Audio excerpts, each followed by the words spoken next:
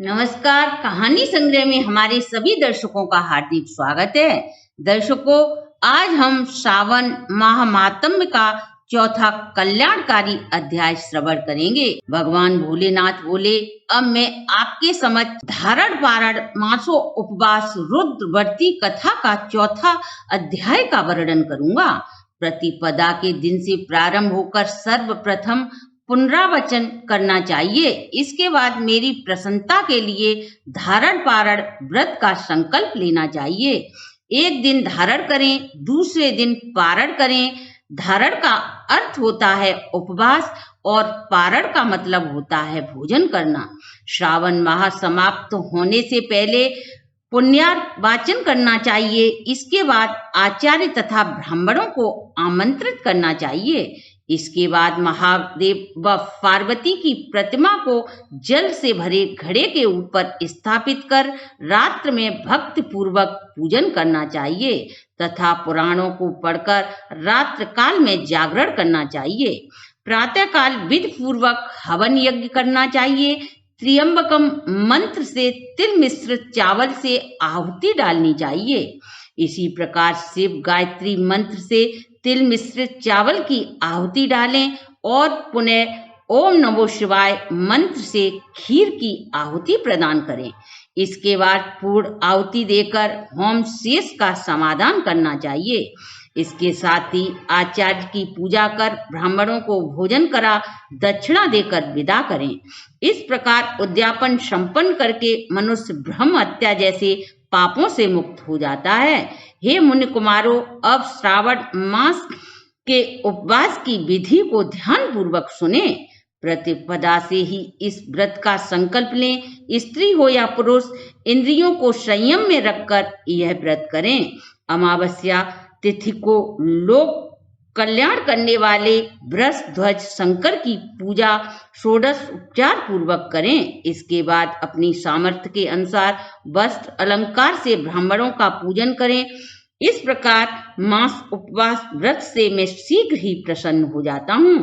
हे सनत कुमारों, अब मनुष्यों को सभी सिद्धियां प्रदान करने वाले लक्ष्य संख्या परमित रुद्रावर्ती व्रत के विधान को सावधान होकर सुने। कपास की रुई से बत्तियां बनाएं। ये रुद्रवर्ती नाम वाली बत्तियां मुझे बहुत ही प्रसन्न करने वाली हैं। मैं गौरीपति शंकर का इन लक्ष्यवर्ती बत्तियों से निराजन करूंगा। इस प्रकार सावन माह के प्रथम दिन से विधि पूर्वक संकल्प लें और पूरे महीने भगवान भोलेनाथ के समक्ष प्रतिदिन 1000 बत्तियां जलाकर दीप प्रज्वलित करें और प्रतिदिन 3000 बत्तियां अर्पण करें।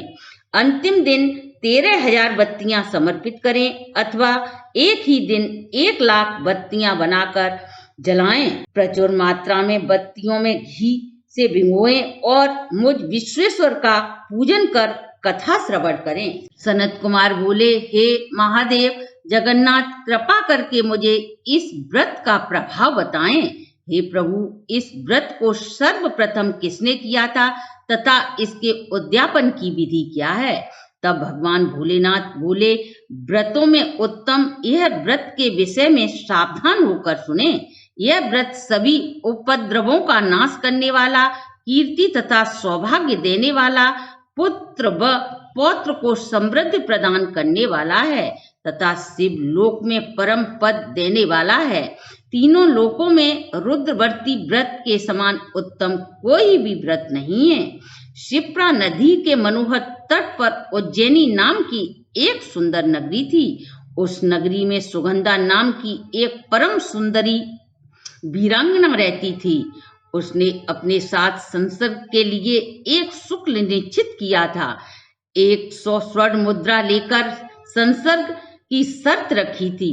उस सुगंधा ने युवकों और ब्राह्मणों को भ्रष्ट कर दिया था। उससे राजा और राजकुमारों को नग्न कर समस्त आभूषण लेकर घोर तिरस्कार किया था। इस प्रकार उस सुगंधा ने अनेक लोगों को भ्रष्ट कर लूटा था। उसके शरीर की सुगंध से 1 कोस का स्थान सुगंधित रहता था। वह पृथ्वी लोक पर क्रांति और लावण्य की निवास स्थली थी। वह 6 रागों और 36 रागिनियों के गायन तथा उसके अन्य भेदों से भी अत्यधिक पारंगत थी। वह नृत्य में रंभा आदि अप्सराओं को भी तिरस्कृत कर देती थी। पग पर अपनी गति से हाथियों और हंसों का उपहास करती थी। एक दिन वह अपने कटाक्षों से कीड़ा करने के विचार से शिप्रा नदी के तट पर गई और उसने ऋषियों के द्वारा शोभित मनोरम नदी को देखा। वहां पर कई विप्र ध्यान में तल्लीन थे तथा कई जप तप में लीन थे। हे महामुनियों, उसने उन ऋषियों के बीच विराजमान वशिष्ठ ऋषि को देखा। उसके दर्शन मात्र के प्रभाव से ही उसकी बुद्धि धर्म में परिवर्तित होकर वह विषयों से विरक्त हो गई। वह अपना सिर झुकाकर बार बार मुनि को प्रणाम कर अपने पापों की निवृत्ति के लिए वशिष्ठ जी से याचना करने लगी। हे विपेंद्र, सभी विद्याओं को जानने वाले हे योगीश, मैंने बहुत से पाप किए हैं, अतः उन सभी पापों के नाश हेतु कोई उपाय बताएं। तब भगवान भोलेनाथ बोले, हे सनत कुमार, उस सुगंधा के ऐसा कहने पर दीन वत्सल वशिष्ठ मुनि अपनी ज्ञान दृष्टि से उसके कर्मों को जानकर आदर पूर्वक वशिष्ठ ऋषि बोले, हे देवी, तुम सावधान होकर सुनो। जिस पुण्य के द्वारा तुम्हारे पापों का पूर्ण रूप से नाश हो जाएगा, वह श्रवण करो। हे भद्रे, तीनों लोकों में विख्यात वाराणसी में जाकर तीनों लोकों में दुर्लभ महापुण्य देने वाले तथा शिव को अत्यंत प्रिय रुद्रावर्ती व्रत को वहां जाकर करो। हे भद्रे, इस व्रत को पूर्ण श्रद्धा के साथ करने से परम गति की प्राप्ति होती है। भगवान शिव बोले, तब उसने अपना धन और सेवक लेकर काशी में जाकर वशिष्ठ ऋषि के द्वारा बताए गए विधान के अनुसार व्रत किया। इस व्रत के प्रभाव से वह सशरीर उस शिवलिंग में ही विलीन हो गई। हे सनत कुमार, इस प्रकार जो स्त्री इस परम दुर्लभ व्रत को करती है, वह जिस जिस अभीष्ट पदार्थ की इच्छा रखती है, निसंदेह उसे वह प्राप्त हो जाता है। हे सुव्रत, अब आप मानव व्रतों का महात्म्य सुनिए। उन मानव के व्रतों के करने से स्त्री मेरे अर्ध आसन की अधिकारी हो जाती है और महाप्रलय तक मेरे लिए प्रिय रहती है। अब मैं इस व्रत की उद्यापन विधि बताऊंगा। चांदी से बनी नंदेश्वर की मूर्ति पर आसीन भगवान शिव पार्वती सहित प्रतिमा को कलश पर स्थापित करें और विधि के साथ पूजन कर रात्रि को जागरण कर प्रातः काल नदी में विधि पूर्वक स्नान कर 11 ब्राह्मणों सहित आचार्यों का सम्मान करना।